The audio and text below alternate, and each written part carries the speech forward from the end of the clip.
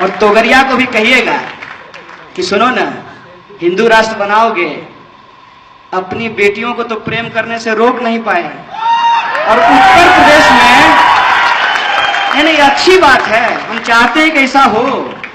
जिग्नेश तो बोला भी, हम लोग इसके समर्थक हैं। जितना अंतर जातीय अंतर धार्मिक विवाह होगा, यह मुल्क उतना मजबूत होगा, उतना ऑर्गेनिक होगा। यह बात मैं आपको कह देना चाहता हूं। मोदी जी इजराइल गए, बहुत बढ़िया बात। मिल करके आए, बहुत बढ़िया बात। स्कैनर खरीद करके लाएंगे, बहुत बढ़िया बात। देश में आतंकवाद रुक जाएगी, बहुत बढ़िया बात।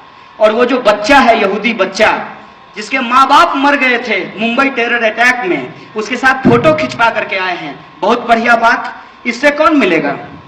ये जो जुनैद का भाई मोहम्मद कासिम बैठा हुआ है, पहलू खान का बेटा बैठा हुआ है, इसका कौन मिलेगा? ये सवाल मैं आपसे पूछना चाहता हूं। ये तमाशा है।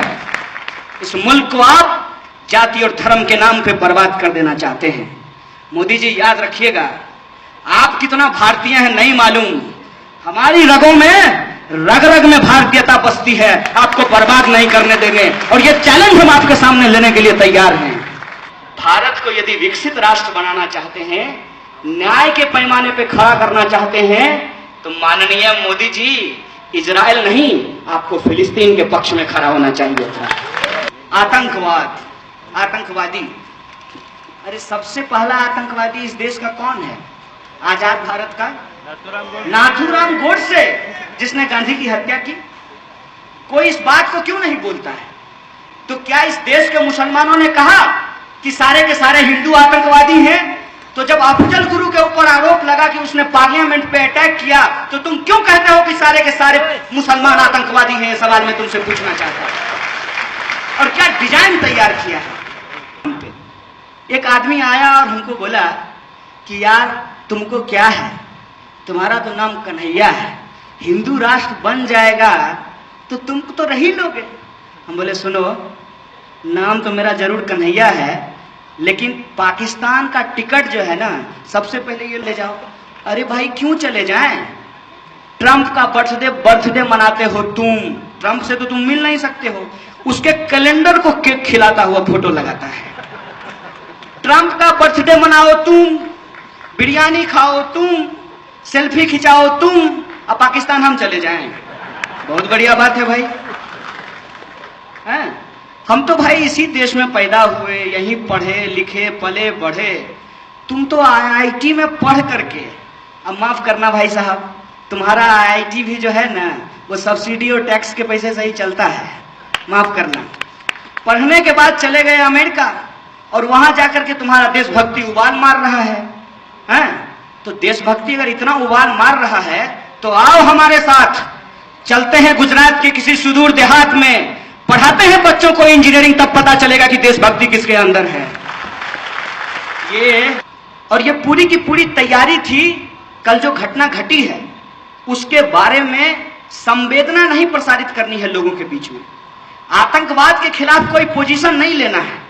मानवता का खून बहाया जा रहा है, उसके खिलाफ एक शब्द नहीं बोलना है। क्या कह रहे हैं कि मुसलमान कर रहे हैं, मुसलमान कर रहे हैं। थोड़ी देर में पता चला कि जिस आदमी ने बचाया, वो जो ड्राइवर है, इत्तेफाक से वो मुसलमान है। तो इस नतीजे पे पहुंच गए ये लोग कि हाँ ठीक बात है, अब्दुल कलाम भी तो थे, वो भी तो मुसलमान थे। तो कुछ अच्छे मुसलमान होते हैं, कुछ बुरे मुसलमान होते हैं। बोले अच्छा, बहुत बढ़िया। तो अब्दुल कलाम की जब चर्चा हुई, तो मुझे कुछ बात याद आ गई अचानक ही, क्योंकि जब आप अब्दुल कलाम की बात कीजिएगा तो कोविंद साहब तो उसमें आ ही जाएंगे, वो भी है ना वेटिंग। हालांकि बीजेपी में वेटिंग का सिलसिला बहुत खराब है भाई साहब। सोमनाथ से रथ लेकर के चले थे आडवाणी जी, रायसीना हिल नहीं पहुंचा, पीएमओ तो गया ही नहीं, रायसीना हिल भी नहीं गया। पता नहीं रथ क्या हुआ, पहिया वैया उसका। खैर, तो कोविंद साहब की जब आप बात कीजिएगा, तो अचानक से प्रेम आया है, उमड़ उमड़ करके कह रहे हैं हमने दलित को राष्ट्रपति बनाने का फैसला लिया है। थोड़ा सा इतिहास पे नजर डाले पीछे, तो देखा कि जब 84 का दंगा हुआ था, तो देश के राष्ट्रपति कौन? ज्ञानी जेल सिंह। एक सिख समुदाय से आने वाले। जब 2002 का दंगा हुआ तो देश के राष्ट्रपति कौन? अब्दुल कलाम साहब, मुसलमान। और आज जब मारा जा रहा है, वीडियो बनाया जा रहा है, तब देश के राष्ट्रपति होने को कौन तैयार हैं? कोविंद जी और मीरा कुमार। इसकी रियलिटी को आप तमाम लोगों को समझना पड़ेगा। अगर इस रियलिटी को नहीं समझेंगे तो फंसेंगे। ये वो साजिश है जिसके ट्रैप में हम सब लोग आ जाएंगे।